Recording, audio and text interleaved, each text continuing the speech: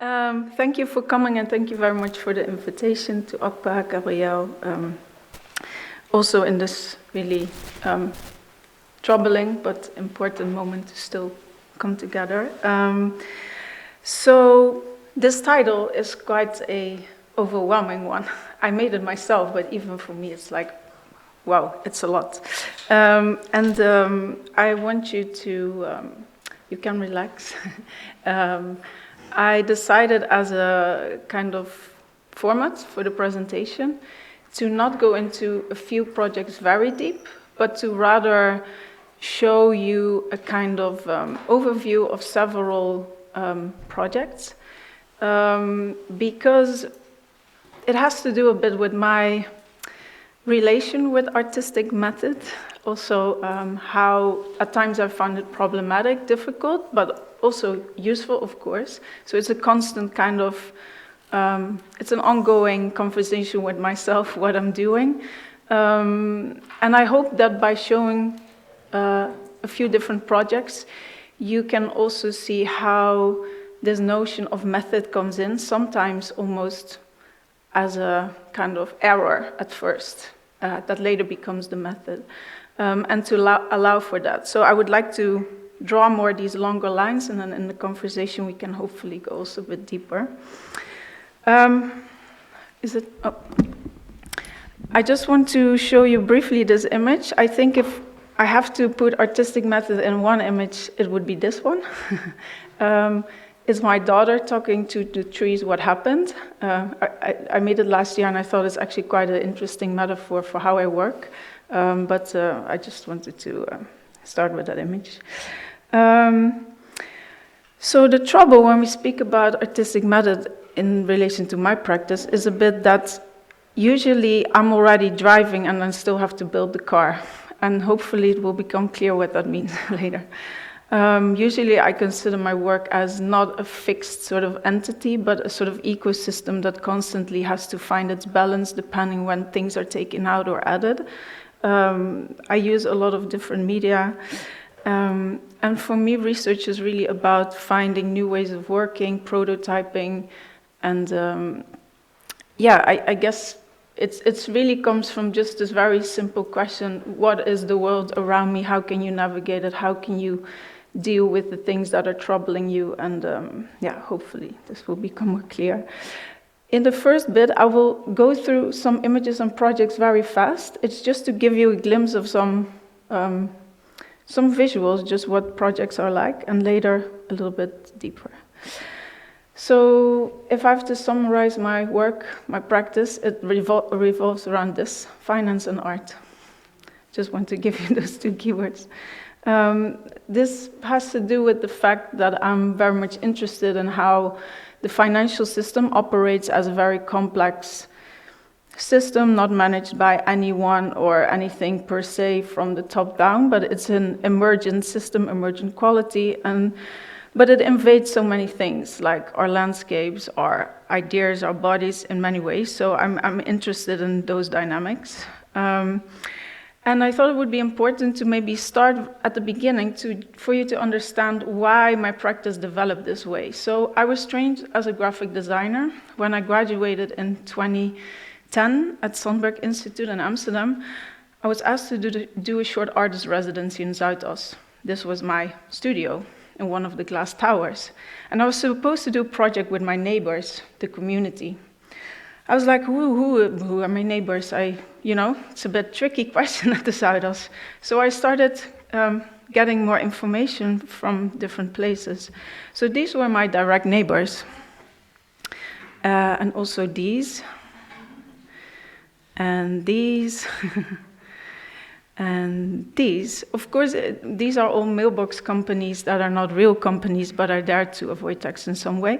And I like these ones because here they didn't even bother anymore to come up with a name. They just adopt the military language.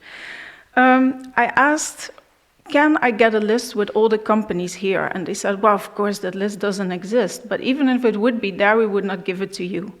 So I thought, that's a nice assignment for me as a graphic designer. So I spent 3 months collecting manually from the Chamber of Commerce registers all the companies around me. It was not a list, but it became this book of around 1,000 pages. Each page represented an address. On some addresses there was one company, but on some there were more than 8,000. So this was just to understand where I was, in a way. I started looking, like, why are all these companies here? I didn't understand really how that whole tax avoidance structure works. So I started making all these maps, trying to understand it. And then I got a sense of, like, okay, why the Netherlands had an important role in this. And I thought, this is something I would like to share with other people, and see what they think. I also discovered that there's a lot of data that's really important for this, but I didn't have access to it. I found there was a database used by accountants, tax lawyers, to set up these structures. Yes, a nice one. See, oops, that happens a lot. Yeah. It's a new terminology in the work, tax avoidance lawyer. And there was this database, but it costed something like 3,800 euro per month access. So I asked if I could have access for a trial to look around what it was. And they gave me 2-hour access, and then I scraped the whole database. And I decided to build a game with it. And I have the trailer of the game. I can just show it to you. It explains itself.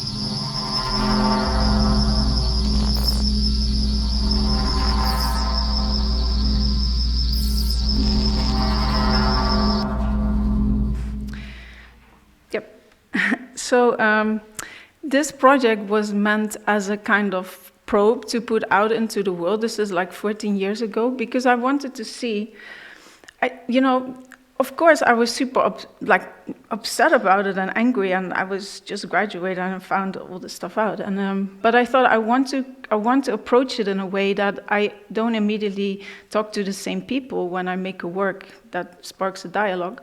So I wanted to create something that in its first initial, let's say, approach seemed quite neutral, like this, and that would actually invite you to try to avoid taxes. So we came up with this whole model. Of course, whenever you make a model, reality proves you wrong, and that's a kind of reoccurring thing in my work, which you will see later too. So we started to build a game. This is what it actually looked like, because it turns out it was so heavy to simulate real time that we couldn't have all the fancy aesthetics we had at first. But just to show you this is an interface of the game. The whole point of the game was, on the back end, that by playing the game and setting up a route internationally, you would create your own tax report. And this was a report that was then uploaded into a database. So by playing, you would actually contribute to mapping the routes that multinationals have worldwide realistically to avoid taxes. So it was a kind of, the game actually was a crowdsourced mapping exercise. Then what happened is that Tegenlicht, the Dutch documentary series, heard I was working on this, and they said, oh, we already for a long time want to make a documentary about this, let's work together. So I worked with them on the series, animations for the series, and they announced when they broadcasted the documentary, Taxodus. So we kind of teamed up. Hours after Taxodus was launched, I could see who was playing it, and it was interesting, people from different locations. And very soon I started getting emails from, hey, I'm a tax lawyer from New Zealand. Did you know that the tax rate from Ethiopia is not correct anymore? Or like emails like that.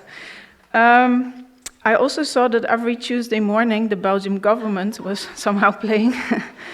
And at the same time, in the Dutch parliament, members of parliament started asking questions based on the documentary and the game to the Minister of Finance.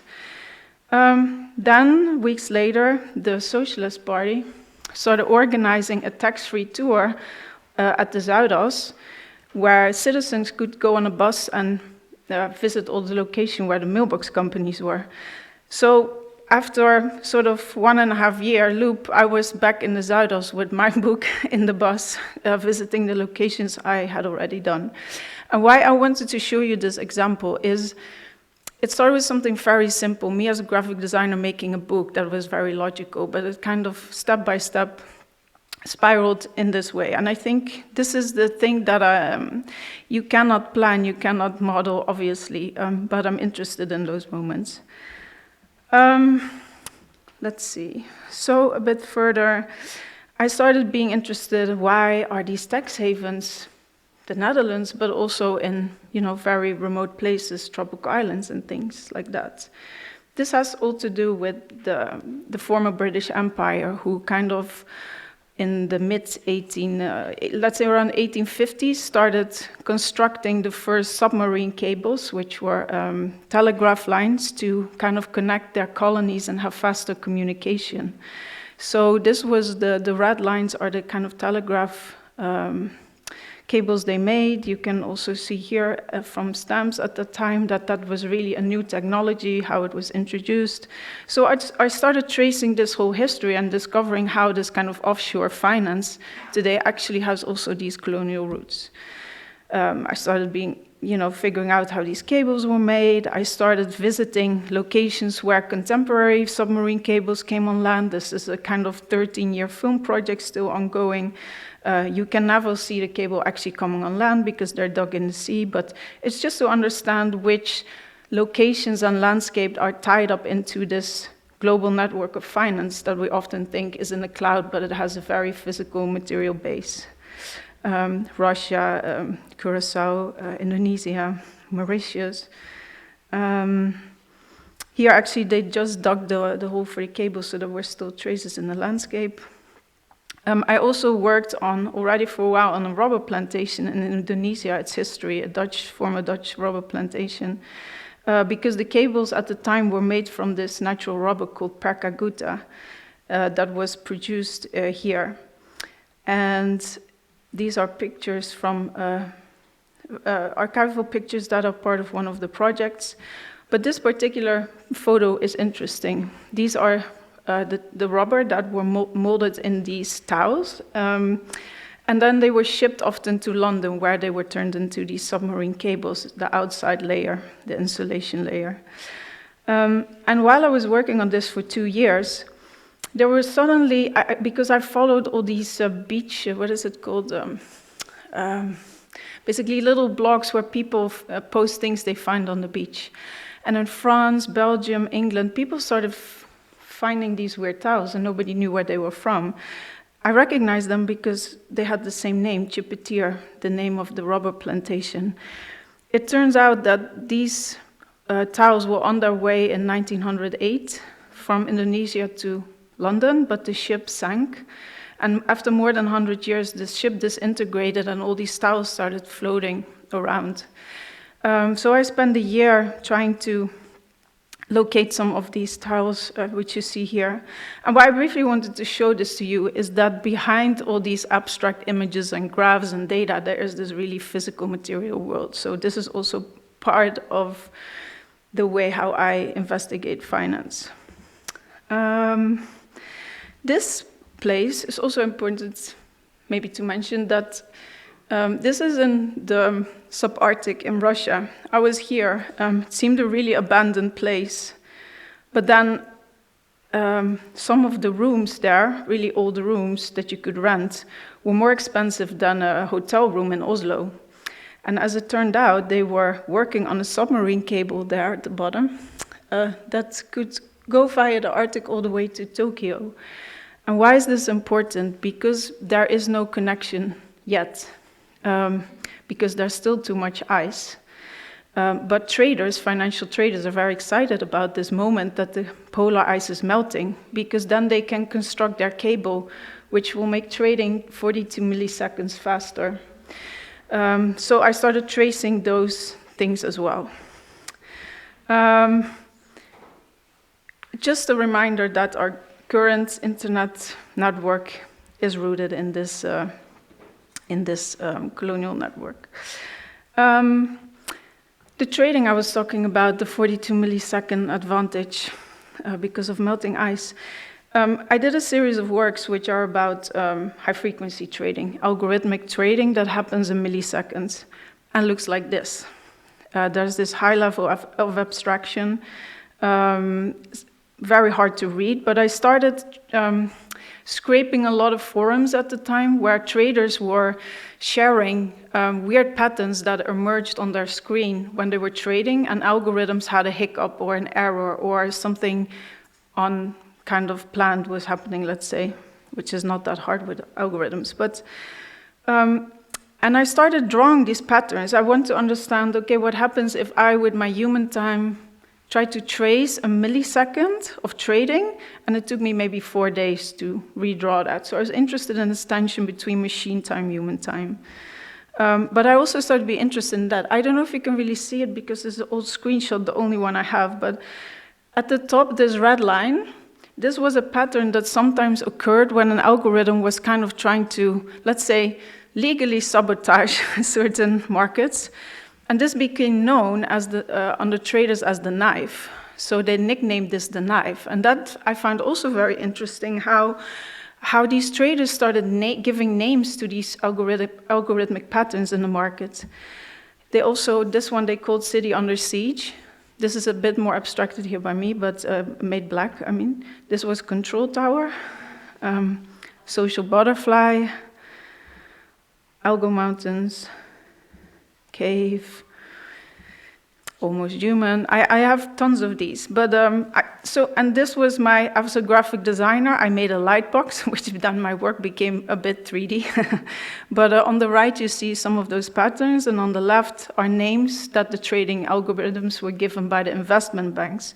So some algorithms were called night vision, crossfire, instinct, adrenaline, ambush, sniper, and so you really feel this predatory kind of a competition of the algorithms in the markets already through the name. The reason why I want to show you this is because I think all of this happened so fast in millisecond, and I was interested in creating some sort of evidence or sort of material witnesses of these moments that we as humans cannot perceive.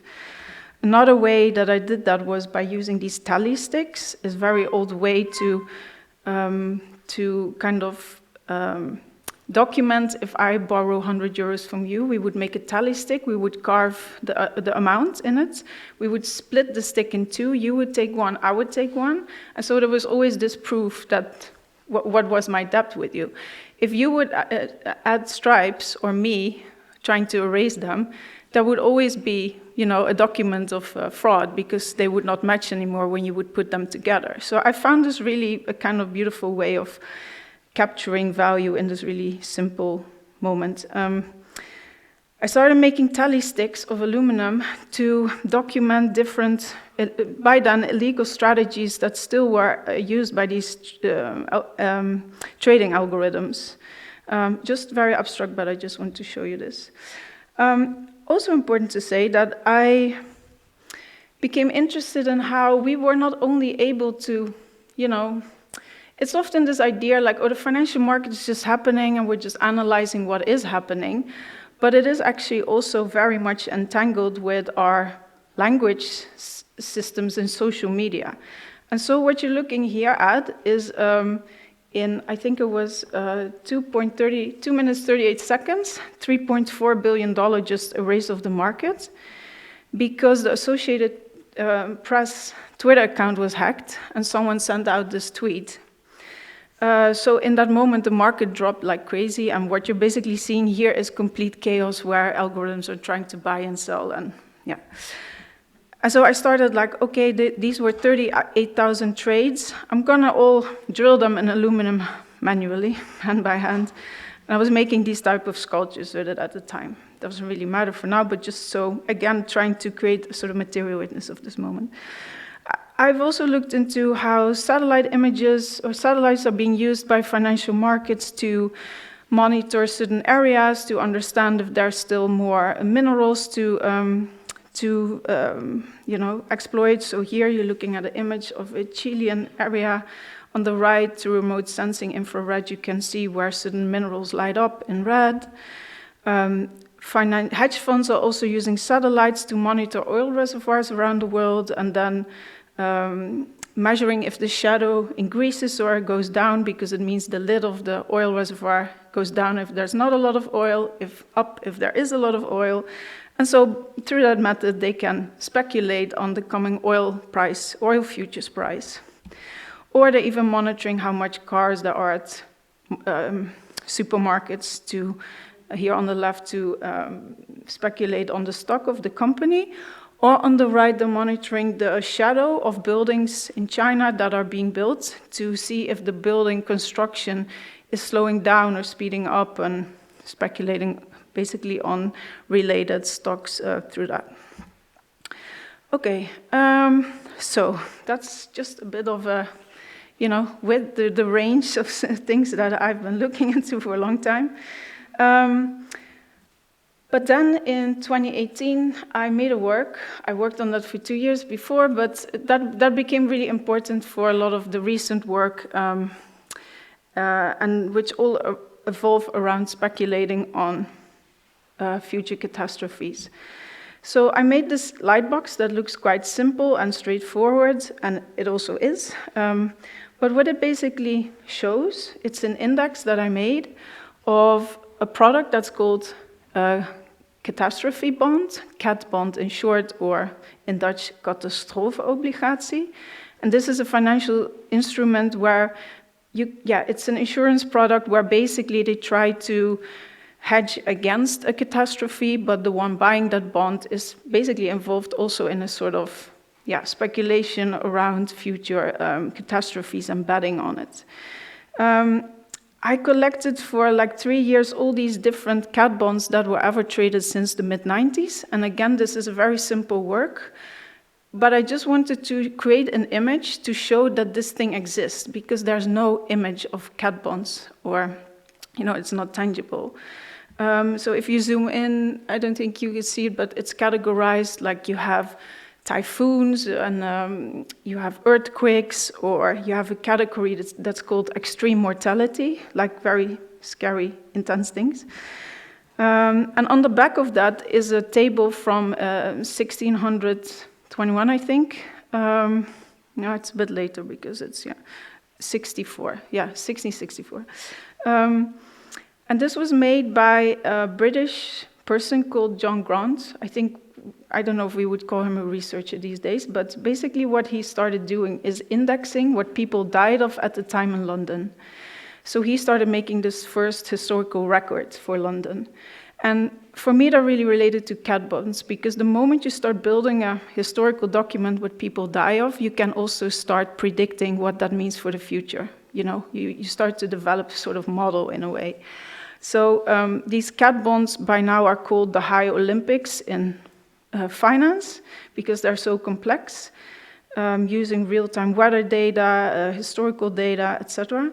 And for me, they're rooted in this very first table somehow. So that's just, a work that marks that relation. Next to this big light box, there were also these 3 small ones that I made around something that was new at the time, that was issued in 2017, a pandemic bond. And I found it so weird at the time, like, wow, this is really fiction, like a pandemic bond, So I'm not going to go too deep in it, but in that pandemic bond, there was this prospectus, so basically the brochure around this product that they would offer their clients. And there were all these language things, like they would say that traceable human contact, like body fluids, touching, kissing, was all a potential risk in this bond. And I became interested in how our bodies, our language, our softness and intimacy were described as a risk in that bond. Okay, continue. So that was 2018. Then in 2020, I started research trajectory at the Sandberg Institute, which is a really experimental model, like really. It's a pilot still, but basically the whole point is that there is no written dissertation. The whole point is that the work itself is the dissertation, in short. So if you have questions about it, we can talk about it later, but I just want to quickly through it. And I started asking this question to myself over and over again. In a time when financial markets are trading in potential future catastrophes, what is there left to say about a future that's already mapped, calculated, and financialized as a catastrophe? We don't have to go into all of that. 2 months in my trajectory, the COVID happened. And what also happened was that I am not an artist that knows like what I'm going to do next year, probably not even in 2 months. So writing this whole program around your CRD for the next 3 years was already quite a challenge, because you feel you have to also make a bit these promises maybe, and you're like, can I do that? And then 2 months in, the whole plan was like, whoop, out of the window. Which in hindsight was, I think, very helpful for me. But it turned everything upside down. So what I started doing first is updating my cat bond overview. So here we have a timeline with all new cat bonds that were issued in the meantime. I'm just showing this for the sake of... I was trying to juxtapose it, all these kind of, let's say, speculative catastrophes that people are, making money of. Even, doesn't matter if they happen or not, but they were already making money on them by circulating these products, and juxtaposing them with actual catastrophes that actually did happen, and that often not in the insurance area, which is mostly the Western world. So these are all very serious, very grave, horrible, traumatic catastrophes that did happen. Many people died, but none of these were kind of, there was no protection for anyone involved there through these insurance bonds, which is supposedly the premise of this bond. Okay, so one thing I want to say here is that I became really concerned with this, even this act of speaking, saying something. Is there something I can say about the future when it's already in these cat bond worlds and Excel sheets that I made, lived in for 4 years? Is there a way out? And I became interested in this notion of actually speaking, making a sound even. And so the notion of speech, where does speech come from? How can we speak or breathe when we're suffocating? That became a new kind of thread in the work. And for the Creative Doctor's trajectory, I wanted to, this was the first work I made with that, that introduced a character, Elaine, which is a voice trying to find, it's a new voice that can speak against this catastrophe. And the next step of that was me wanting to make Elaine into a kind of synthetic voice, a model. But when I started, I had no idea how to do it. I remember speaking to some people from the Waag, and they told me, you need 2 PhDs to do that. And I was like, oh, great, because I've just started with my Creative Doctor, it's not going to happen. So I started doing this almost childish thing of writing a lot of letters, like Dear Elaine, to this model, to this somehow also a bit of a character in my head that I could not realize technically, but also not conceptualize yet. At the same time, I started doing things like this. I'm just showing you these things because for me, they're all exercises and try to grapple with this question of how to deal with this catastrophic moment, but also with artistic method in a way. So I started coming up with cat bonds that were not basically what most of them do, protecting private wealth, like houses, protecting individuals against, wealthy individuals, mostly against catastrophic disasters and damage. But is it possible to think of a way that we can protect maybe something that is very intangible but a common good? Could there be a cat bond that would protect us against the world without bird songs, How would you model? That's kind of an impossibility, but I became interested in those kind of questions. So just some images of that. At the same time, me and a number of friends, we knew each other for a long time. We started working on basically a project called On Trade-Off that was initiated by Picha, an artist-run space in Lubumbashi, where some of the artists are from, most of them, and enough room for space in Brussels. And the whole idea was based around a new emerging site in the Democratic Republic of Congo, where there was a lot of speculation because lithium had been found. And all of us have very different backgrounds, like geographically, but also in terms of practice. Some are like more journalists, activists, researchers, or performance artist, documentary photographer, all sorts of things. And we wanted to find a way to collaborate on this, where it was not just about producing works about this region, but also finding a model of collaboration that in itself would not be extractivist. So we developed together this format where we shared a lot of research. All the research everybody produced could be used by everyone else. We also wanted to, which we did, share a lot of the findings online, but it was really about finding a way that would not fall into the same logic of extraction of what you often see in the art world, where you work on a region, you extract some sort of project there, and then it circulates. So here's some of us. During the pandemic, only meeting on Zoom. Here's some of this region, Manono. Already has a past in a history of mining, tin mining by the Belgian government. This is what's happening there at the moment. Even people are like afgraven, they're like digging the soil way around their own house because they've heard lithium is there, and that's an important thing. This is just an example of one of the projects of some of the artists in the group. They started working on building a Tesla. They said on the African continent there's no Tesla. Lithium is very important for that car. So let's build the first Tesla, and let's build in copper wire, which is also mined there locally, a one-on-one model. This is also some of the artisanal mining going on there. Artists started creating sort of paintings together that, in a way, will have this didactic function of also informing maybe more local population about what was happening there, so very visual. Here's some of the images when we exhibit together. It's always exhibited together in this formation. And I became particularly interested in this graph when, like my stake in the research, let's say, which was around the speculation on the market around this.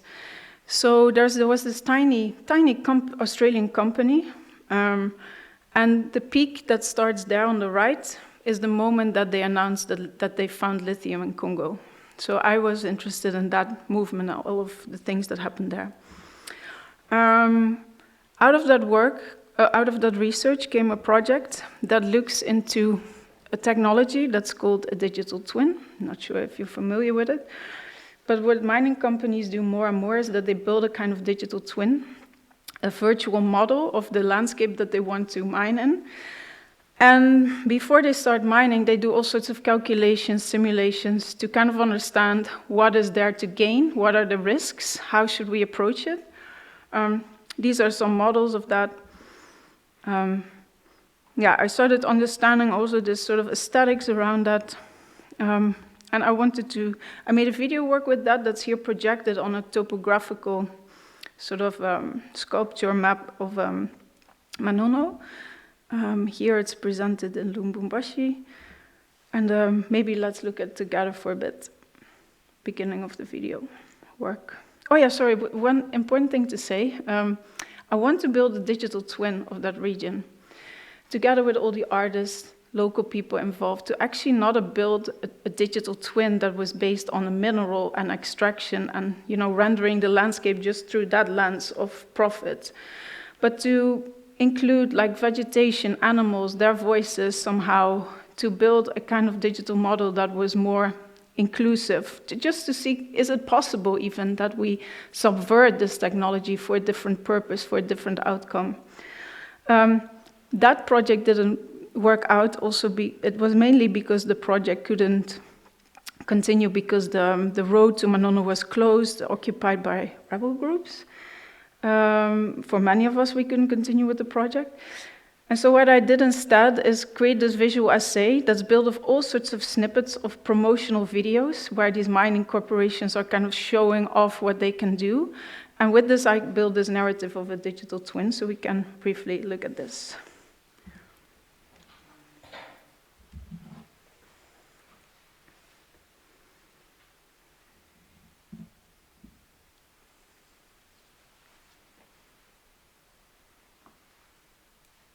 Is there...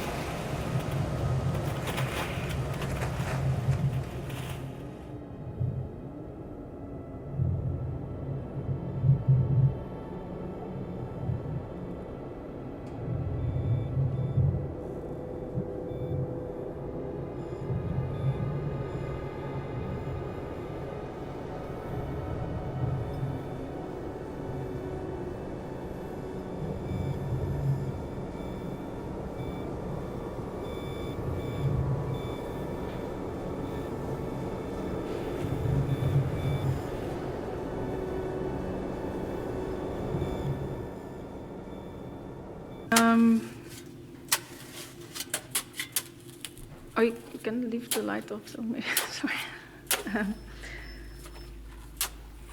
Yeah, I think what was important for me here, again,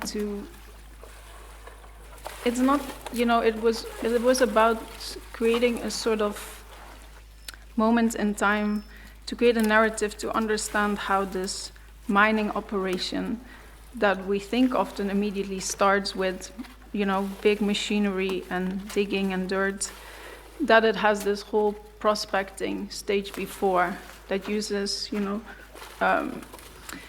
the latest technology, machine learning, AI, to kind of help with predicting, modeling that space. And it's important to say the sound that you hear is it's a sound composition in collaboration with a friend, BJ Nielsen, and it's made with local sound recordings from that area that were made by Gilda, one of the other artists in the group. And later on in the video, like here, it's almost like this game-like structure. It's interrupted with real footage from Manono itself to match this two realities. Okay. Can I have a few minutes? I'm still have a lot to show. Okay. I think something that I want to show is that I really believe that through making we can understand something new. And this is a paper that Theo Reeves wrote. And for that he interviewed another on trade of artist, George Senga, and me. And in the article, he kind of tried to, he started from the kind of like traditional, let's say, prospecting practice that has more this vertical access, like looking at the sky through a landscape. And he kind of concluded throughout the article, by the work of George, another artist, and me, that this axis is actually maybe a bit outdated. He writes, for example, as complementary perspectives on the same physical location, Senga's photographs, who made actually with drones photos but also on the ground, shows how the aerial view can be the bearer of complex social forces beyond extraction, while Herregraven's video reveals how the visual culture of contemporary prospecting is more heterogeneous than existing scholarship might suggest. Taking as to outcomes of the collective project on trade-off, they demonstrate how such artist-generated knowledge infrastructures have the capacity to both mirror and undermine the production of visual culture that support extractive endeavors. So, oops, stop. I'm going to continue, even though my time. So I thought this was just maybe an interesting moment where somehow academic research use also the project to kind of question maybe their own position and understanding. So another project, there's maybe 3 more I want to show. Is that okay? Okay. Is this? This is a project that I can go through it rather briefly. It was on view at Radius in Delft recently, but just as another methodology. So I was working on Elaine, remember, the voice against catastrophe, and it was very much rooted in a sort of aquatic environment in the very first works that I didn't go into now, but that was the case. And then I was invited to make for Gwangju Biennial in South Korea a new work, and I said, yes, I exactly know the community that I would like to work with if they also would like to work with me, and those are the Henjo. Henjo is Korean for women of the sea. These are female divers that dive for more than hundreds of years in order to collect seashells, marine life, and sell that in a way as for their daily livelihood. It's a very it's an island. The men usually stay at home, work for the children, so it's a very matriarchal community. And in the 1960s, there were around 64,000 of these divers, and by now there's less than 4,000. And I was interested in them very much after also meeting them with them and hanging with them, they're showing me how they work and where they live, because they have this beautiful way of diving and also a resistance in a way, a resistance culture. How they dive is they're free divers, so they don't want to use oxygen tanks. They don't want to use, in that sense, the new technology, because they say if we are longer underwater, we become greedy and catch more than we need. So we only dive as one breath allows for. But it's a very harsh profession. They do it since they're 14. The younger generation is not taking over this profession and is not stepping in a way, because they go to university, of course, and nowadays. And so the youngest women are late 60s, and the oldest women I work with 87. But they still dive every day. But what's very special when they dive and they resurface after a few minutes, they breathe out and inhale oxygen in very fast, and this creates a whistle, which they call the sumbisori. And when they dive, in the shamanistic culture, they say we enter space between life and death. And the moment they resurface above the water, they say they enter life again. And this whistle marks that returning to life. So I worked with them on creating a sound archive of all the women, the sumbisori whistles, which are unique for each individual diver. That was never completed fully, because 4,000 was kind of a life project, but it was a way to, find a way to preserve that sound in the world that's so much about resistance against, capitalist structures, around also speculation in that area. I cannot go in it for too long, but I just want to show you some of these images. So the voice of Elaine, this voice against catastrophe here, got this new iteration. And I asked all the sounds that I recorded if I could use them for another project. Here you see how we work with them. Let's see. Eventually the sounds also became this installation. So these are strottenhoofden, your throat, like a larynxes, that each diver they dive in groups of 8, so you have 8 sculptures, and they emit these whistles, and the whistles sort of talk to each other. Okay, so this leads me to the archive, what I said, creating the archive of sounds. I wanted to develop Elaine, the synthetic voice. And then I finally in 23 found a way to do it with my partner who basically learned himself what we needed for the project. Elaine became a voice model that produced the soundtrack of this film. And this film is made out of, each frame is a scan of a patient with a terminal illness. They come from huge data sets that circulate online in the public domain.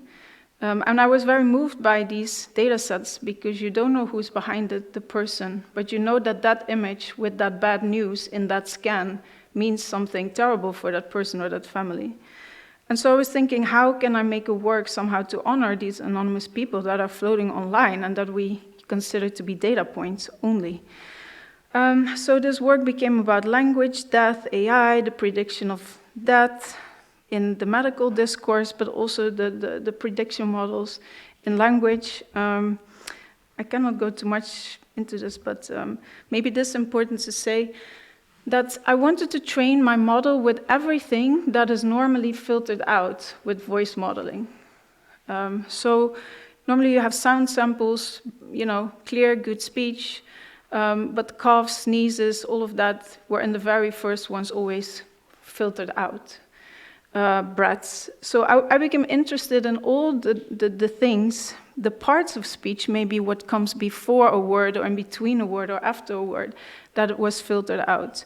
But there's of course no data set about this. So a big part of my work is sometimes also creating your own really messy, incomplete data set.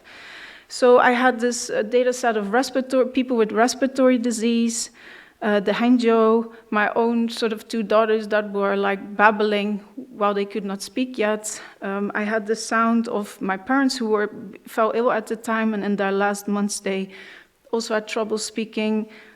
Recordings of people with aphasia.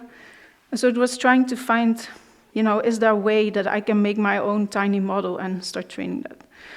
So that, I don't know if we have time to look at, maybe just a few snippets of the sound, so you get a sense. Can we put them?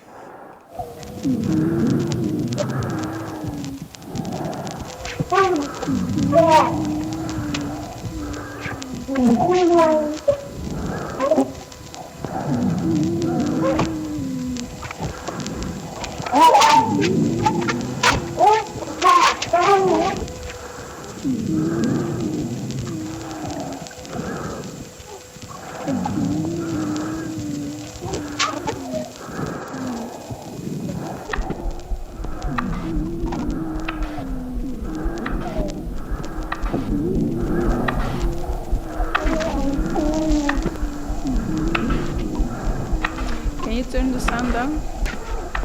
This is the more breathing part, but basically every frame in this film, like I said, it's from a scan from someone's body, and all this material, I forgot to say that at first, but all this data is being used to train models, machine vision to detect anomalies in tissue, diseases in bodies. And I became interested also in how the body is abstracted and how these images also influence the way how you look at your own body. This long film, so we're not going to see it completely, but just so you have a bit of a, yeah. I don't have time for this, so I'm going to skip this. Yeah, I started doing also a line of work that is around predicting in other ways. I met this former police officer in London that developed his own way of predicting the weather 3 months ahead. And he did that based on 13 years research of church archive and weather records.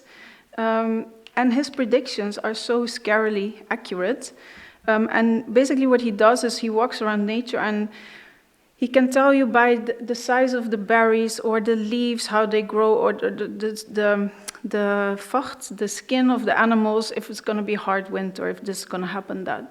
And this for me became very interesting. Like other ways of predicting that is not, the big global weather models, but very much on the ground, things we can see and touch and feel ourselves. When he told me that he was contacted by the Royal House of England regularly to give him predictions about specific dates, I was very interested. And he said, yeah, for example, when Kate and William married, I had to give the prediction. So for me, it was also like a sort of almost legitimization of his predictions. And then he told me, when I met with him, he's 82, that the 2 weeks before, he had a research workshop with MIT for 2 weeks, where they tried to put all his knowledge into a model. But they had to conclude at the end that it was so complex, too many parameters, they could not do it. And I'm really interested in this, of course, the thing that can never be modeled, the knowledge that resists that. So this is an installation that works with that sound and we don't have time for that, sorry. I don't know, should I tell more? Radius or? Okay, yeah. Yeah, so if you want dialect, this was a show. I'm just going to click through it because I have to get to the end. This is a new version of Elaine that was at Radius, where the voice of Elaine is not just trained on a computer in my studio, but was exposed to the environment. So there were 28 sensors around the area of Radius that were measuring temperature, light, air quality, soil quality, water, etc. And all those measurements, real time, influenced the trading of the voice real time. And this was an experiment in trying to understand how our voice is never something that is merely internally speaking outwards, but our body's constant interaction with the environment. And so is there a way that we can train a model that also takes its locality into consideration? That's where the name dialect came from. Yeah, lastly, this is project that it will be finished next year. Here you see some, this is what the model can do now. It's basically a simulation of a forest based on a forest in the Netherlands in Noordoostpolder. And the model is subjected to all sorts of catastrophes happening live. But the model evolves over time. So each time when you would show it in an installation projection, the forest would look different. The forest is subjected to decay, to catastrophes, to regrowth, new things happen. But the catastrophe is not merely a kind of aesthetic simulation. There's also the notion of catastrophe and collapse in the computational model itself. So this is a kind of new experiment. And then what I want to end with is this. If people would ask me, what is your artistic method in hindsight? I could give you this kind of neatly like local research, site-specific presentation, material witness. I could do that, right? I could also tell you that underneath all these projects, there is the focus on the senses and wave voice, the future, that is about voice modeling, digital twin model, risk modeling, the cat bonds. I could tell you all the sequences in hindsight that happened to Elaine, the voice model. The same for the digital twin or the future risk model. But I can only do that in hindsight. That's just how I work. Up front, I don't know what's going to happen. I usually throw myself in a project and I have no idea what's going to happen. It scares me often, like, what did I get myself into? But this quote always keeps me going, and that's my last one. I want to read it to you. Art should fight against theory and unravel it to play out its outcomes negatively. It is not merely a space for the artist, the curator, and the audience to congratulate themselves on their theoretical weightlifting, intelligence, and progressive ideas. Rather, it is a place for negative criticality, where theory is not used affirmatively, but as a measuring stone, whether it is tested out if it can survive the blows of art. Critical art practice is a critique of critical theory. So maybe I end with that.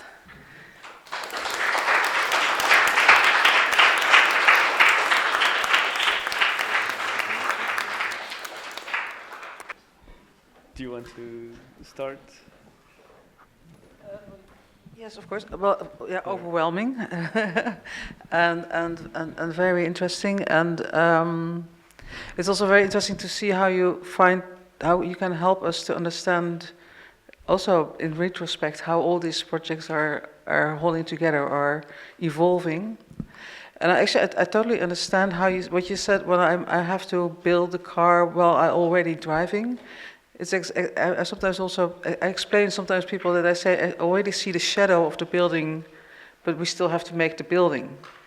And I think I've tried to explain to people that you have people that are Möglichkeitsmenschen und Werklichkeitsmenschen. This is a sort of a notion of Robert Musil, who writes that people who think in possibilities, they don't take the world as it is, but they sort of start to build something that they think is possible. And then people that live in reality, they take the world as it is and then start to work with the world itself. Both can be very creative, but the first one is very unpredictable. And I find it very interesting you say that you feel always a bit insecure, you sort of feel like not, and that's how you described it at the end, but saying that you step into something and you don't know yet what comes out of it. I think that is very brave, because not many people can do that. It's a sort of also an attitude or a way to be in the world, to be able to do that. But it's also very difficult because many people, also in the art world, ask you to tell them what you're going to make. So all our efforts, all our output indicators, both in academia as in arts, try to ask us, like, can you first tell us what comes out of it? And then I might support it, or I might be able to find some funding or take some time for you. So I sometimes feel that that we put art and academia mostly as opposites, but I think most of the time people that are in academia are also forced to something that they don't want, but they have to sort of stick to that strategy in that theory. So they limit themselves a lot in that, and but it's not. But it also happens to artists at the moment. So many of the artists have to predict how many people will join their artwork, or will it be theater, or will it be media, or will it be immersive, or will it be stable, or how are we going to present it? So you open up this whole field, and I think it's quite interesting that you, at the end, I think you rushed through the last slides, but the one that you sort of described all the methods. I thought you tick a lot of boxes, so it's like it depends on the situation what makes sense for you. I think this is basically also what we should accept and sort of embrace. I mean, instead of sort of, and that is also connected to a whole field of what now is being called key enabling methodologies, especially coming from the design research, being described as separate categories of different methodologies, a lot of, well, of course, modeling and stuff, but also now they also put some more artistic methodologies into it. So actually the whole area of artistic or design research has already been laid out with even academic rigid models or methods underneath the surface. You can already spread it. You can also fix yourself in one of these areas, or you can say, well, it depends on what I think is necessary to make the next step. But yeah, so I think it's a pity that we still have to make an effort to make it understandable how important it is, because the way that some of the work, especially of course in the field of finance, I mean, some of your work is the only way that people start to understand something of what's happening, which is not being accessible for people. And many of the work done by papers will never, ever come into the public domain. Never. Nobody really will understand anything which is being written down in the academia. And a lot of the work that you have done is accessible, and still, of course, it's a big question mark. You don't give answers to us, but it opens up our curiosity, and we get engaged in it, and we start to figure out and ask questions. And so we do a lot on art, science, technology at the Waag ourselves, and we have this collaboration now with a lot of people coming from science, coming from arts, and it's so difficult still to make it understandable why this is needed, why this is a very important way to build and create knowledge, but also insights. And then that together with hearing how that this kind of projects and programs are being under threat, and these collaborations between art universities and academia is difficult. But yeah, so I'm very impressed by your work. Thank you very much. Thank you. Maybe I can briefly say something about, while you were talking, I had to think a lot also about audience, like, or for who is the artistic research. And I think why, like, even the way I present, I don't really prepare it. It's a bit like a freestyle. I don't write it out, because I always like to also show, like in the last minute I have to rush through. This happens a lot with me, but I'm not afraid for it anymore. But because I want to understand that there is this instability, and it's not completely worked out. There's no resolution. There is always this kind of, I don't know. It is also about attuning your research or presentation to a local context. For example, like, I don't know who let's say who is the audience of my artistic research, but I actually do know, because the projects are always made with specific communities for those communities. So I see that also as a big part as my audience, like the On Trade-off project, for example, the mining in Congo, like, it functioned in several ways. We had contact with journalists, activists in different places, but also very much for local community. They're not going to write a paper, Then we made a website that's accessible on really simple phones without images, where it translated, in 5 languages, but also in, you can listen to audio files for local context, because that's also where it can maybe make a difference. And so I think this question of audience is, in that sense, also something that you cannot really write in a proposal up front. Well, I think this community will think this, there's always this tension. But I think it's about, at least for me as an artist, trying to develop ways that maybe the funders or everybody else thinks, to build trust, and that they feel they can trust you. And giving a bit of the project, but also allowing for uncertainty and openness to be in the thing. So maybe that. Yeah. Thanks a lot. Thanks. It was really fascinating to hear your presentation and to look at the scope of all the work that you've done.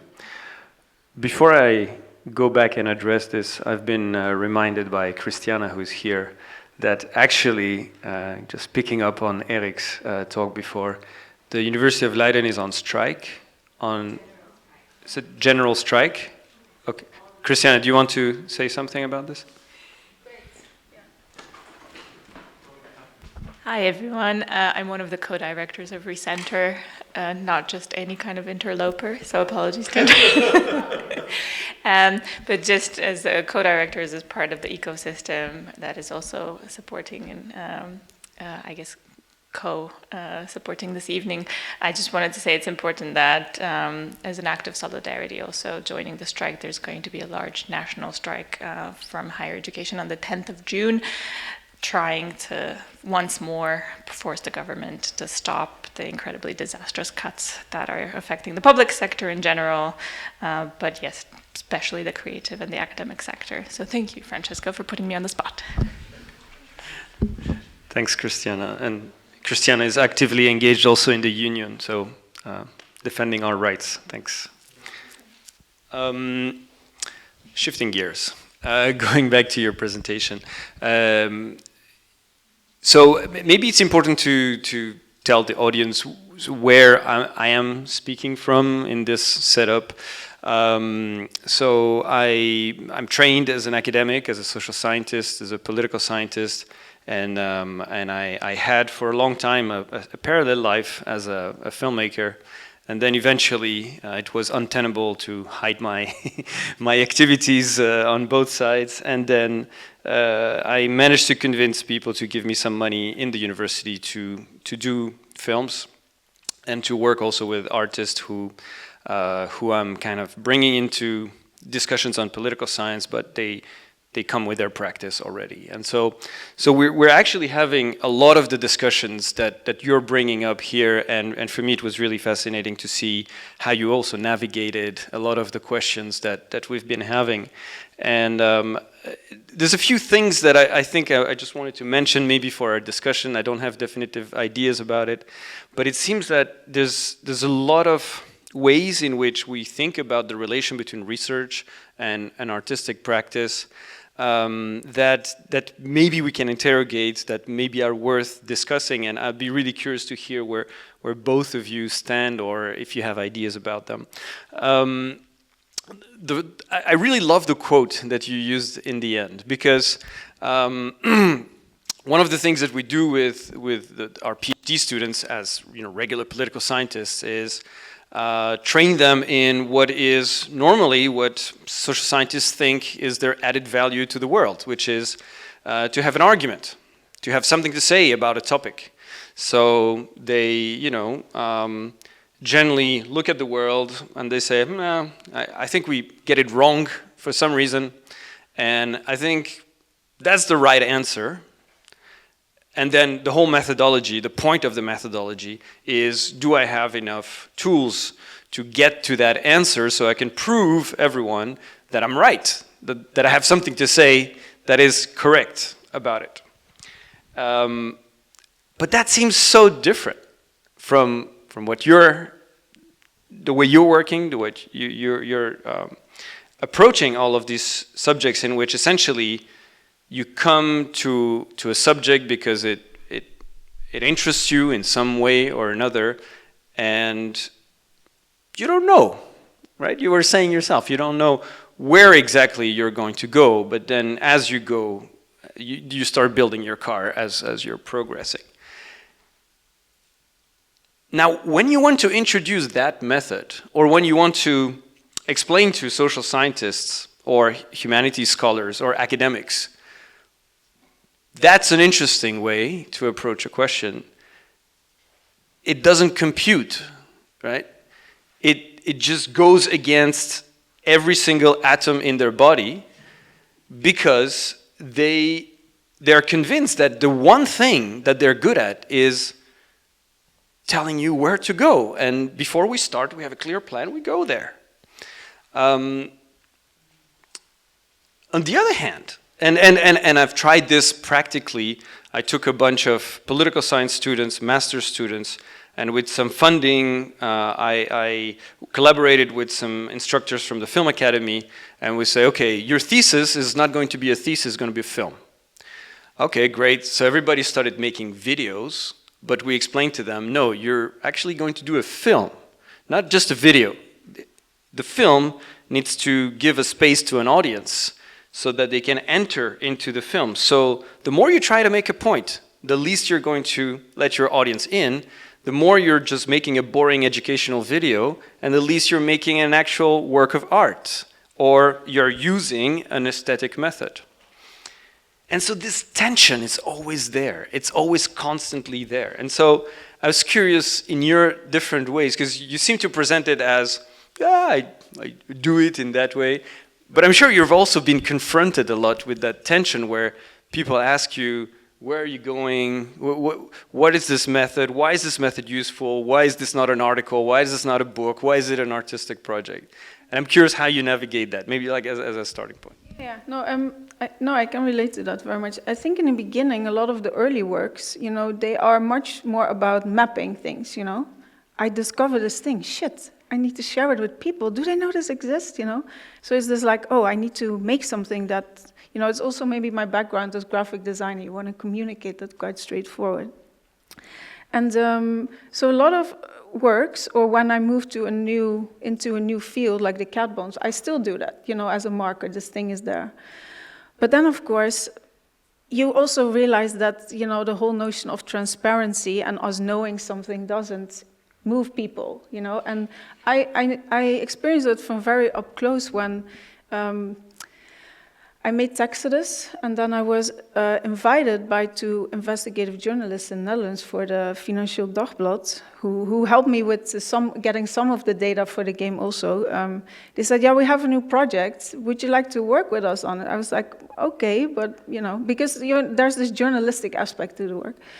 And I said, maybe, and then, yeah, we cannot tell you what it is, then you first have to sign this non-disclosure agreement. And I was like, no, I'm not going to do that, But then we talked more, and then eventually I did it. And it turned out that was the Panama Papers. So I worked with them for a year on this notion of, they had a lot of data, they have these immense data sets, contact with people, other journalists worldwide. But the problem in the Netherlands was there were not prominent, famous people avoiding taxes. Netherlands is just providing the infrastructure. How do you visualize that? So I was helping them with visualizations, made a website, animations. And then there were many cases that never were published because, the companies tried to sue or block it. And that was a complete disillusion for me. I was really in this thing like, as long as we know, maybe something will change. And then I also started thinking, no, the problem is that we just with our rational brain sense it, or not even know, we know about it. It's an epistemological thing, but we need to feel it, And so I became also more interested in translating works more to maybe sensorial experience, what you talk about, like how can you actually connect with an audience that they become in another way involved with the thematics, or they feel moved or touched, or it gets under the skin, or it annoys them, or and I feel that art does make a difference there. So I think there's always this tension in my work about knowing and feeling, but I try to combine it still. Yeah, does that answer a bit? Yeah. Can you also worked with Marije Meerman on this series of Planet Finance, Planet Finance, and so I saw some of your research also being used in one of the Viburo beautifully made. Yeah, it's a 6-episode series. 6 episodes, yeah. And there's one moment where also the cat ones are being introduced, and I think for me what you showed was that from the satellite images. They can sort of detect if something like the oil position is. But there's also a moment where one of these men who are interviewed is being said, well, yes, I'm in Cat Bonds and I made, a lot of money from 9/11. Yeah. And you see at a certain moment that the person is sort of like a bit embarrassed by it. Mm. And that is where all this comes together also in emotion, that you feel that the embarrassment of somebody who is actually speculating on disasters and then get filthy rich. Yeah. And then, oh yeah, people died, but I got very rich. And in the end, he's very happy with himself. So it's everything in itself. So I think it's also interesting. So I understand how you say that even if you have the data, but still I think that you made something visible which was not there, is an enormous act of enormous intervention. So even if you say, like, I also want to have the emotion, I think the first step is already immense, and then also be to put it into a context that people actually want to see it. So it's not just somewhere on a website where with data, that you can that the aesthetics of it also brings it to the front. I think you maybe I understand that you also want to have the other part of it, but I think we should not underestimate what it is. What you already did with that kind of work. So I understand that mapping is not enough for you anymore, but I just also want to just say that even that step is already an enormous intervention in how people can talk about something like cat bonds, because it was not there. And also I think this combination that you're looking for with collaborating with other artists, with other people, with other disciplines, is very, very strong, also with communities. And I think that part, sometimes I'm afraid, and I was a bit afraid because the title, you referred to the title of today, and I was, as you said, I was like, oh my God, I'm not sure if I'm good enough to talk about it. I could not really enter the story of this title of today. And sometimes I feel that in artistic environments, especially when they start to do artistic research, the language becomes so completely difficult, and then all these philosophers come in, and all the reference, and people start to, I don't know, talk too much and write too much, and then I really feel that all the experience, all the feeling leaves my body. So sometimes I feel that in the artistic practice, people start to theorize too much, and actually maybe because they think they have to do it because they have to write papers, but I would rather see ourselves or see art and design research or artistic research as part of the constructions work, like how people in beta sciences can make something. So they don't have to theorize everything, they just start to make something and then to reflect on what they make. So sometimes I feel that artistic research is too much part of the social science and humanities and try to sort of become part of that part of the methodology, and should maybe stick closer to engineering. Maybe we're just engineering stuff.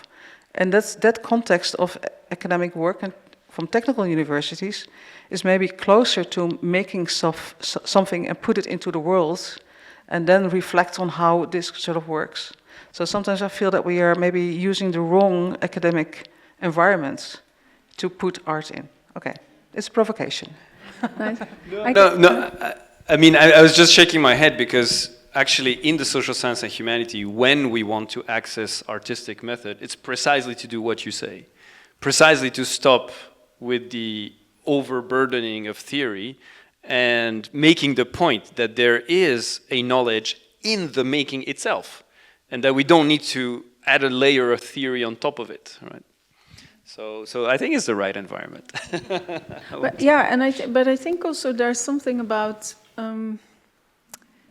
like, for example, like the first documentary about the tax avoidance, I did that with Mariah 10 years before the new series of like 2 years ago. And when she came to me 2 years ago, she said to me, yeah, this finance thing, it still gets to me, but it's so complex and there's so many things. I think we need to make a series, and I just don't know anyone that is so crazy with finance as you. Do you want to join?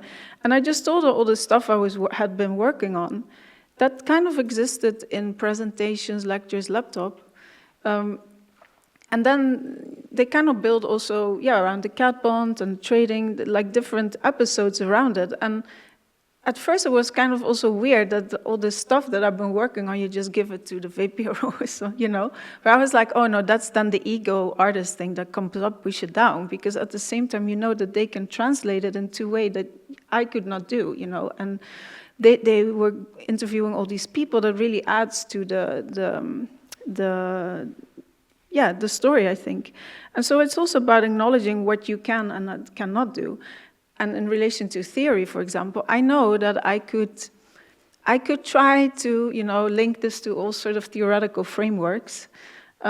But the thing is, I don't really enjoy it at all, And I like to be more on the ground. Like, I like to talk to that fisherman, that where I'm standing, like, there's supposed to be a submarine cable here because I have the coordinates of the database. And he says, no, you have to go 100 meters there. They're digging there. I like that kind of mode of operating. And then I think it's great if there's other writers, like the article on the prospecting, that can do that part. So it's also about, I think, figuring out, and needs time, at least for artists, where is your strength, or what would you like to do? And for me, it's always about staying connected to the actual work, the material world, the social structures underneath the subjects and papers, Do you want to? But can I propose, instead of opposing the theory and the making, necessarily, one thing that you learn in art school, and that I was trying to impress on the students of political science, is don't think theoretically about your practice. Just make it, right? And make sure that the point comes across in the formal choices that you make, as opposed to trying to put it in front of the... But the reverse can be said also about theory.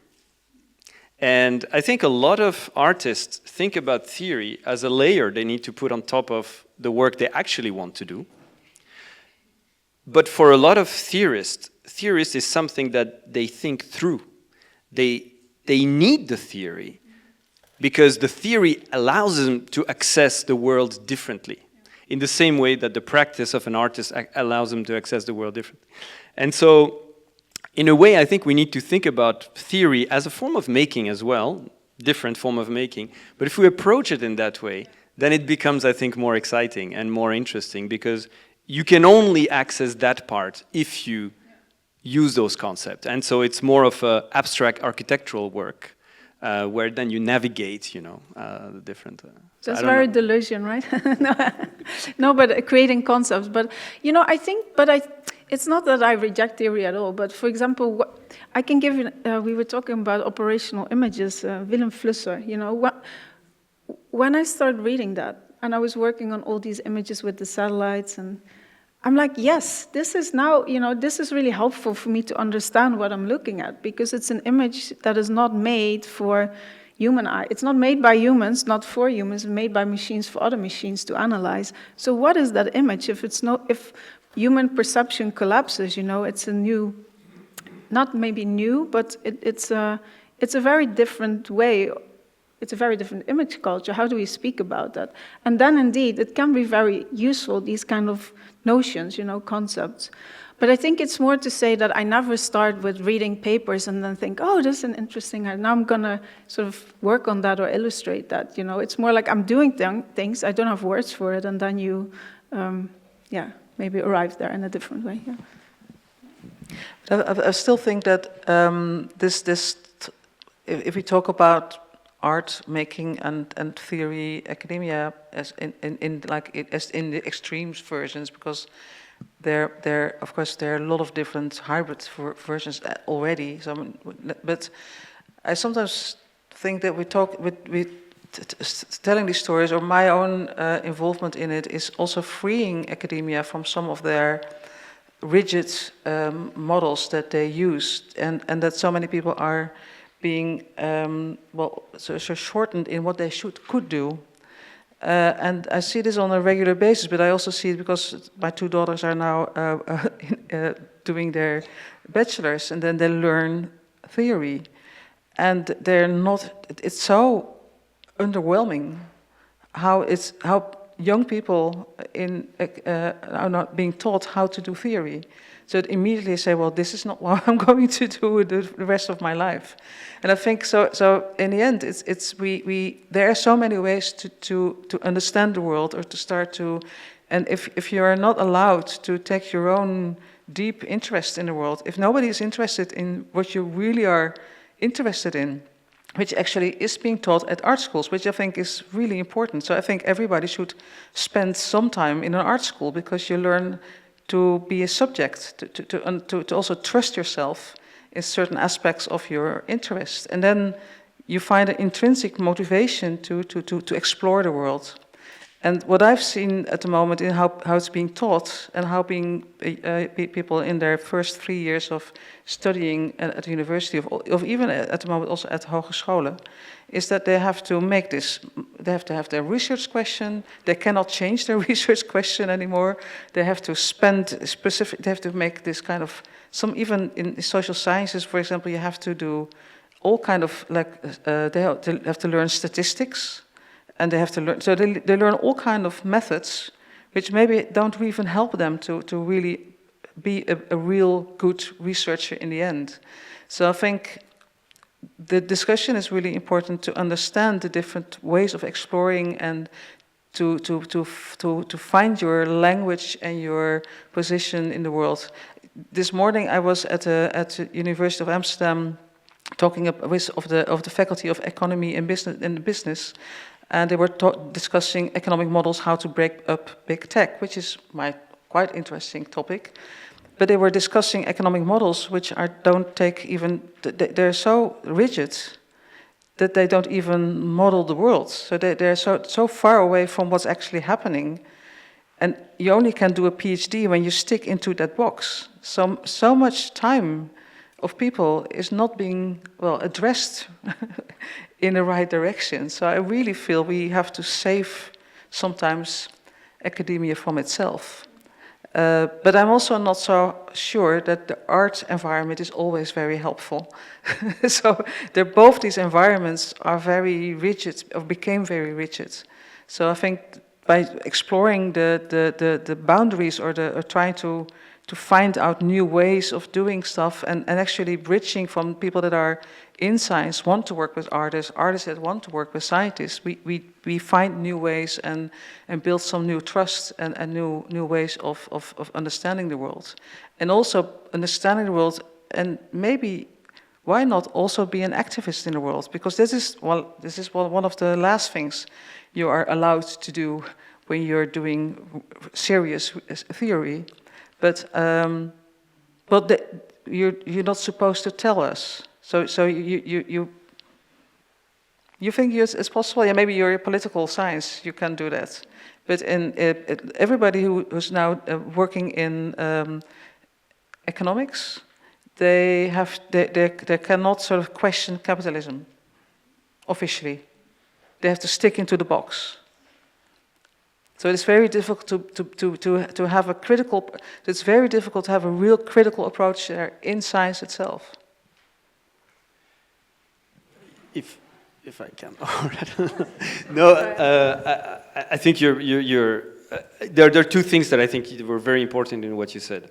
The first one, and I come back a little bit to what you were saying earlier. I think the first one is that humanities and social science are entirely blind, and it's really striking, entirely blind to the question of subjectivity, right? So in the art field, you spend quite a bit of time on reflecting upon what is your subject position, why and how do you come to a specific practice. In social science, nobody is ever asked, why do you take a neoclassical approach, or why do you take a post-structural approach? It's just my approach, that's it. Yeah, but why you? You know, why? What makes it about you that you should be doing this, as opposed to, and have you reflected upon what is leading you to choose that particular approach or that particular method? And that's I think really a discussion that would deserve a session in itself, because it is so much about, I think, the inheritance of a certain tradition in which people think about scientific inquiry as this kind of detached and disembodied practice. But there is a lot of contestation about that, right? And I think especially after the post-structuralist turn and after many of the different turns that have happened in anthropology, sociology, and so on, it's really difficult to just maintain this position. Which leads me to my second point, that I think I agree with you in a lot of the more orthodox mainstream approaches, and economics is dominated by them, we are into this paradigm that you're mentioning. But I think in anthropology, in sociology, in the humanities in general, you will find much more possibilities where activism and research can be articulated. And in fact, you see a lot of the important theorists that are maybe, guiding the debates in these discussions were themselves very involved in public debates, public discussions, right? So from Bourdieu to Foucault to Deleuze, to all of them, they were activists as well. So. You were just nodding when I said that also the art environment is very rigid. Do you experience that for your work? Do you feel supported by how, at the moment, the artistic environment is reacting to your work, or is helping to create or do the artistic research that you want to do? Yeah, I think I used to see it as a problem that I was not trained as an artist, but I think it's actually, maybe in my case, it was a good thing that I explored through design, also a bit of journalism, entered in another way. I think the art, the thing is there's many different art worlds, there's the commercial world, is very traditional with its own codes, but, the on-trade of projects maybe also a potential art world, a model. So I think it's for me, about trying to remain flexible and make it work for yourself with what you want to do. Something that I heard a lot of times is like, but why are you working on this finance? Like, oh, your work is always so complex, why are you working on this finance? For a long time. But then people say, wow, yeah, I thought after 5 years he's still working on that finance stuff, there must probably something be there. And then the people start asking or noticing where. And then, so what happens also is that now I'm sometimes showing works from 12 years ago, because somehow now it's about prediction or things. And so I also feel that each field has its own rhythm of how they can respond to actualities or like, the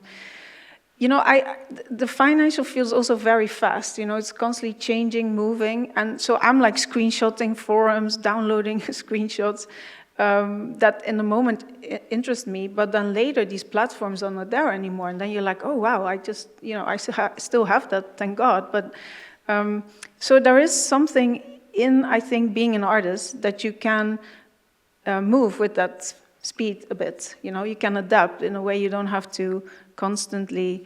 I see it like this, you don't work really for anyone's agenda but your own, your own position, your own beliefs, your own political stance, etc. And you just have to make it work in the art world somehow, So I don't know, if you get an invitation to show this, oh, why not show that, Make it a dialogue and then try to create openings and, Connecting to what was said before, do you in your work see a tension or a complementarity between a more activist dimension of exposing, showing, and also a more maybe artistic need sometimes to cultivate ambiguity as opposed to affirmative kind of statements about things? Yeah, for sure. I think that, let's say, it starts even with the format of an exhibition. I remember being invited for the first time in an exhibition, and I just I didn't really understand the format. Like, I made books and websites of I don't understand the logic of it. Now I make a lot of exhibitions, so sometimes I'm also like, it's nice if a work can also travel outside of the exhibition space again. It's very important. But what I do also like about the exhibition space is that you have people stepping in and accepting, the situation there. They will accept it and believe it for the moment that they're there. And I don't think in that moment you want to see another Instagram post, activist. You come there also to have a different experience. And so in my installations, like in recent years that are very sensorial, I play with that ambiguity a lot, to actually, have to question yourself, what am I seeing here? What is this, So I'm not dictating what you should see, you have to question it yourself. And then there's always material, essay or something that you can read to figure out what it was all about. But I'm I'm also interested in that because, maybe it plants a seed. I don't think it just only pamphlets and banners will do that, yeah. Maybe I'm too hopeful, but yeah, so you have to be. I would say that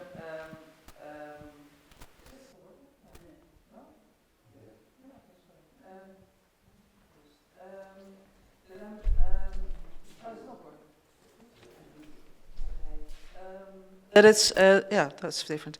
That I was when I saw the pictures of the exhibitions, it's more difficult for me to access your work than the way that it works in all kind of different other areas. How it sort of has a different.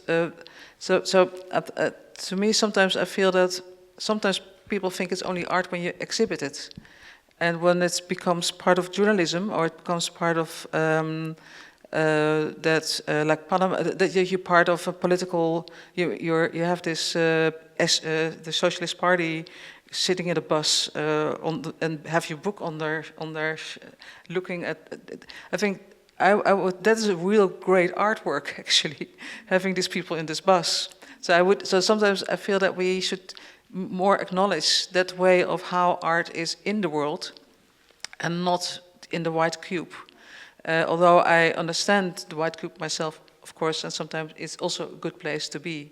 But some of the working sometimes is it doesn't show all the working of it. And sometimes we confuse the white cube as the place where we sort of celebrate art. And we tend not to recognize it when it's in the world with people actually doing their work. So I think some of the work of art is in how it builds relationships to people, or how it sort of intervenes in how we view the world, and it doesn't have to be experienced as an object or as an exhibit. And I think I just want to say that because I've been not so nice about social science and humanities, and that's not because I don't believe in it, because I really believe in it. But I wish there were more that they would embrace art and design more. Because I think it would help them so much, or us, not them or us, but like there's so much more to gain from having all these different ways how to be in the world with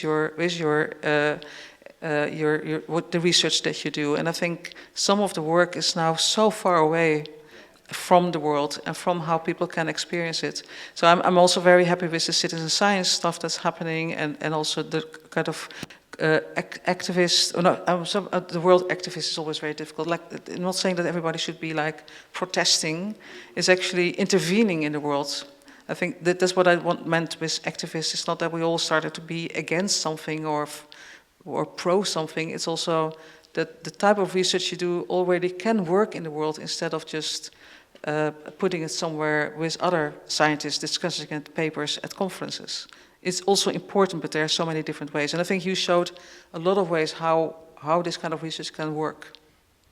Just to be sure that I'm not...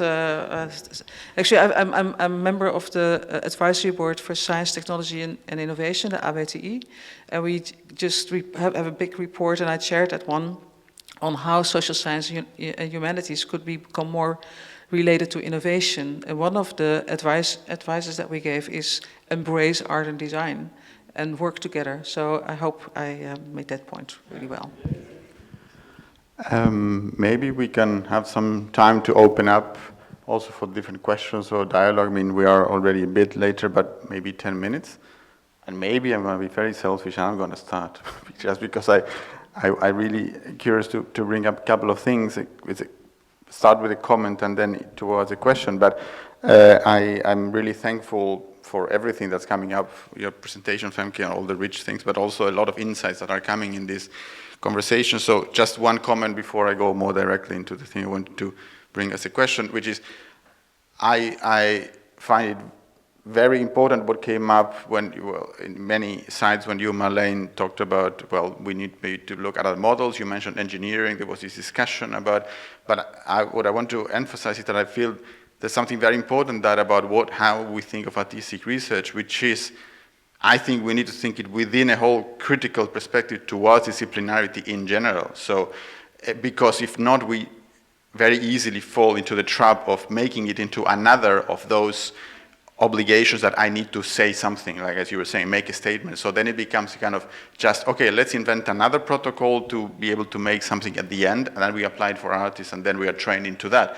But that's actually, I think, the wrong direction. Is more about understanding that the whole question of what artistic research is needs to happen at the same time, but all these other disciplinary distinctions happen, in which, for example, engineering and the social sciences should be talking to each other, definitely, and we shouldn't keep this kind of 19th century idea of the humanities and the hard sciences. But so within that context, I was curious, and maybe taking also the last thing you were saying, Marleen, towards a question to Femke, and going a bit back to the question of methods. I find it interesting, several things that happened throughout your talk, and even how you started with this picture, and you said that that was a symbol of methods that I'm having still a bit of trouble to figure out how to put into words. But I feel like when you are saying I do this and this and this, for example, mapping, visualizing this and this, allow me to say it in a bit of a blunt way, I'm not sure if those are the methods. What I want to say is that those are processes.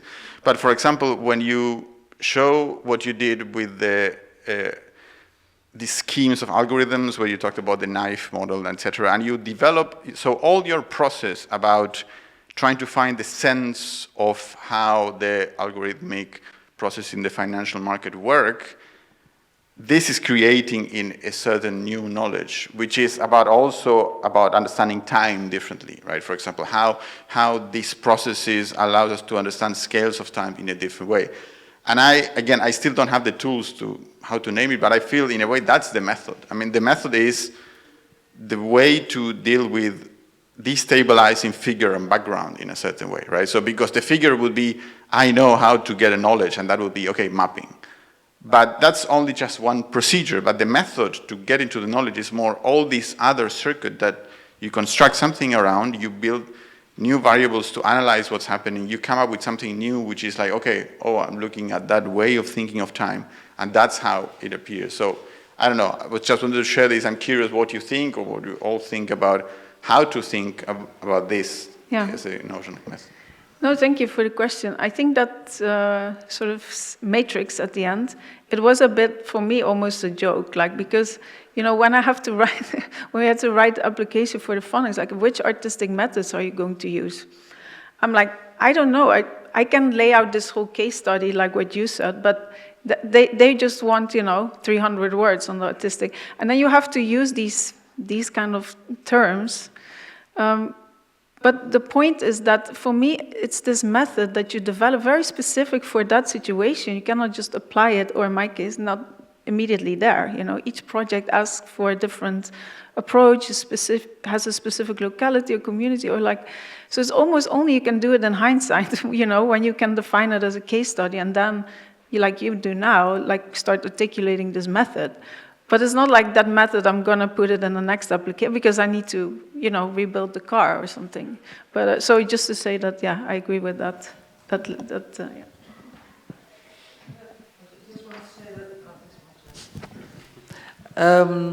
I totally think it's very. You explain very well that if you enter a new area of research that you want to step into because you feel you have to, because something starts to move you to do it, then why should you explain which method you're using? I mean, it's very strange to ask that in advance, because your method is actually to explore and then to see what happens. So this is your method in a certain way.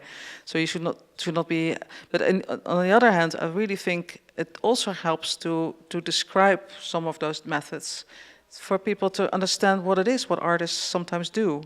So sometimes by describing it and to explain it helps other people to understand better, and maybe also have more affection for it. Because sometimes we do as if it's really something.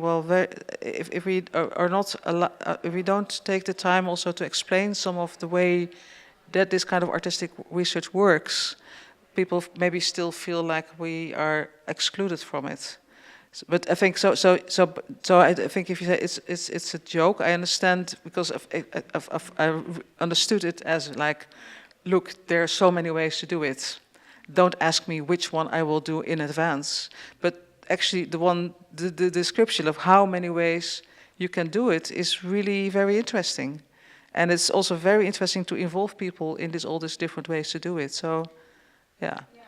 Maybe it's just a point that I could never do it up front, like if I look at the matrix and I see mapping, this or that, I'm just thinking standing there at the beach, filming this cable site, this guard comes with this AK-47, what are you doing here? You try to make the most out of it, and then later, I was mapping this cable, or you work with a community and becomes very emotional, or, something else, I don't know, so for me, those things are all somehow became part of it, but you cannot put that in a matrix. So it's also nice to think about that. I would all describe it as field work. Yeah.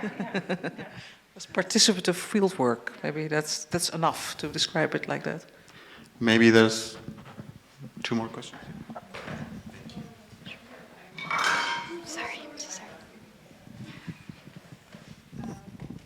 Thank you for generously giving us your time and talking through all the very impressive work you've done. I truly am, there was a lot to process, but I'm also, I was wondering, and this is something that Gabrielle and the 3 of you have already kind of briefly touched upon, but when you're tackling subjects like global finance or mining, these are processes that are so abstract and in a lot of ways difficult to grasp the totality of. And one way to kind of do that is to build imaginaries through visual images.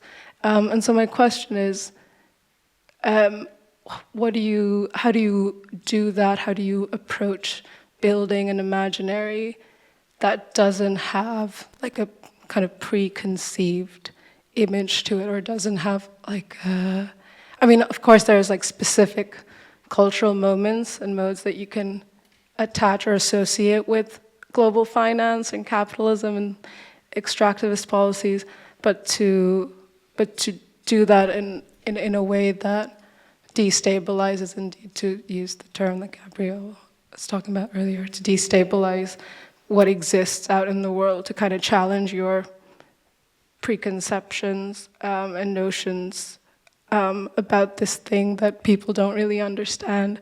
How do you approach that, especially in a world where there are so many different ways of building narratives and everyone thinks of finance in a different way or has a kind of different imaginary for it? How do you approach? Is that even like a question that kind of? Yeah. No, thank you. Yeah. I think there's 2 things I can say about that, or I can say more, but maybe 4. I think one thing is interesting, imagination, that you mentioned that, because this is, of course, always the kind of, let's say, I don't want to use the word weapon, but, strength of art, how like, art is space of imagination. But in my case, I discovered that, the evil twin is finance, because they use imagination very well. They invent products that are like speculating when animals go extinct, the craziest stuff you've never heard, there's probably a product for it. So I also learned that, this thing I was saying as art is imagination, finance weaponizes that, they are really at the forefront with imagination, but with tons of capital behind it. And that's kind of a deadly combination, Elon Musk going to Mars and stuff. And so for me, it's also about, in a way, I think there's a bit of a myth around imagination when it's connected to these global, really big structures, and that's also what finance thrives on, that things are too abstract, too complex, too big for us to understand. So how I approach it is like, but, this rubber from this specific plant in Indonesia, that's for me high finance too. Or the fact that I, as a student, I have a student debt still, because I was taught that, it's not bad to lend money, it's an investment in yourself for later. That's a financial logic there in my head. So I'm trying to order that room in that fisherman's village that's more expensive in Oslo, These are not kind of images that, have this sort of, I don't know, utopian, maybe aesthetic or slickness maybe even to it, or like a prospective thing, but it's really about bringing it down to earth, because finance is made by people, you know. It's of course systems and computation, but those are designed by people. You know, finance doesn't exist somewhere in the universe. It parasites in a way on our landscapes, our houses, our bodies, on, you know, human relations. So I think it's about starting from there, you know, the smallest detail that you can find. And then it becomes something that you feel, even as one person, you can start with, you know. So maybe it's about also bringing back this big expanding notion of imagination down to like, can I talk with this one rock about finance or something, you know? Project the world on that small thing, yeah. So, sorry, maybe those are the things I can say about it at the top of my head, yeah. Thank you. Yeah. But I really think that is the strength of your work, is that you make something very tangible of something which is very abstract. But I think what you're just saying, this is really, the imagination is being captured by capitalism or by capital or by finance. I think this is one of the dangerous things that we live in at the moment. The imagination of our future and what we as humans and human mankind will, this is the trajectory we're on. And a lot of the imagination of artists from science fiction is actually part of the real worldview of the people that are actually running our world at the moment. So maybe we should stop imagination and I think so I think you show that we can go through the real world, understanding the real world with real people, and being actual in the real world is maybe at the moment a better scenario, that we are actually here and not there somewhere as a human mankind on Mars, which is sort of like that our future will be there. But the way that finance has captured our imagination is really untold for, I think, at the moment. Yeah. Last quick question? No? Then, well, immense thanks to the three of you, Femke, Francesco, Marleen. That was a great session.